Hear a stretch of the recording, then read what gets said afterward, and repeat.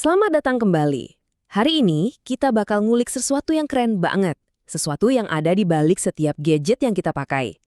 Ini bukan soal prosesor atau baterai tapi soal pahlawan tak terlihat yang justru bikin semuanya bisa jalan. Sesuatu yang ada di mana-mana, tapi kayaknya jarang banget kita omongin. Pernah kepikiran gak sih, di dalam sirkuit yang kecil dan rumitnya minta ampun itu, gimana caranya energi listrik gak korslet di mana-mana? Kok bisa energi itu disimpan dengan rapih dan presisi? Nah, ini dia biang keladinya. Jawabannya bukan konduktor kayak tembaga atau emas, tapi justru rekannya yang lebih kalem, yaitu bahan dielektrik. Yuk kita kenalan lebih jauh sama material misterius ini. Oke, kita mulai dari yang paling dasar dulu ya. Sebenarnya apa sih bahan dielektrik itu dan apa yang bikin dia spesial banget? Gampangnya gini, bahan dielektrik itu ya isolator. Tugasnya ngeblok listrik, bukan ngalirin. Tapi ada satu trik sulap yang dia punya dan isolator biasa nggak bisa. Waktu kena medan listrik, dia nggak cuma diem aja. Dia justru menyerap dan menyimpan energi dari medan listrik itu.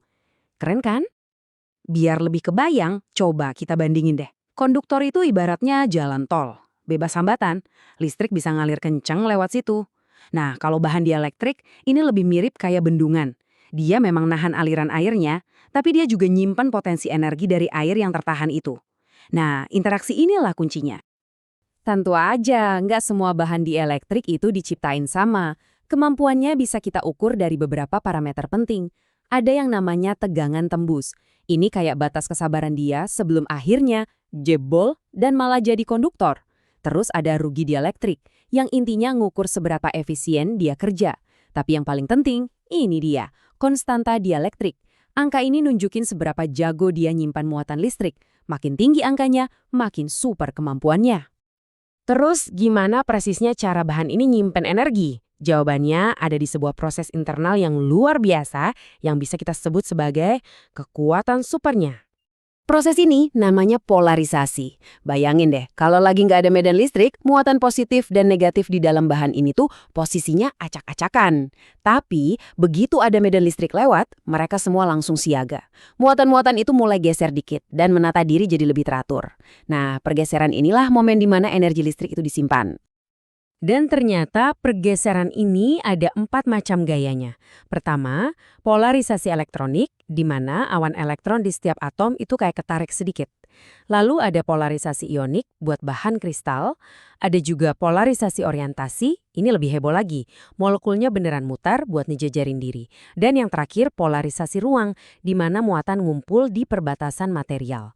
Setiap jenis ini berkontribusi buat nambah total kapasitas penyimpanan energinya. Oke, cukup teorinya. Sekarang, mari kita lihat di mana aja sih kita bisa nemuin para pahlawan senyap ini di dunia nyata. Jawabannya, ada di mana-mana. Ternyata tugas mereka tuh banyak banget loh. Yang paling jelas ya sebagai isolator, biar nggak korslet. Terus sebagai penyimpan energi di dalam kapasitor.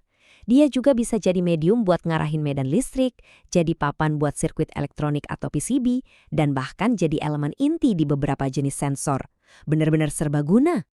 Nah, pemilihan bahannya ini nggak asal-asalan, benar-benar spesifik.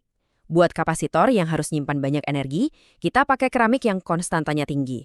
Buat bungkus kabel listrik, kita butuh yang kuat tapi lentur, kayak PVC. Papan sirkuit hijau di dalam komputer atau ponsel Anda, itu pakai bahan namanya FR4 yang super stabil. Bahkan, trafo listrik yang gede banget itu pakai minyak khusus sebagai dielektriknya, karena dia tahan tegangan super tinggi. Jadi, setiap aplikasi butuh pahlawan dengan kekuatan yang pas. Oke, setelah kita lihat semua ini, kita sampai ke pertanyaan pamungkas. Emang kenapa? Kenapa kita harus peduli sama bahan yang kerjaannya cuma ngeblok listrik ini? Jawabannya simple banget. Tanpa bahan dielektrik, dunia elektronik modern yang kita kenal sekarang, ya nggak bakal ada. Kemampuan kita bikin chip yang makin kecil, HP yang makin tipis, dan jaringan listrik yang stabil, itu semua bergantung sama mereka. Mereka lah yang jadi sekat super tipis yang memungkinkan jutaan transistor dijejelin di satu chip tanpa saling ganggu, sambil ngatur energi dengan presisi tingkat dewa. Dan ini yang membawa kita ke pemikiran penutup. Teknologi kan terus minta perangkat yang lebih kecil, lebih kencang, lebih hemat energi. Artinya, para ilmuwan juga terus berburu bahan dielektrik generasi baru yang lebih hebat lagi.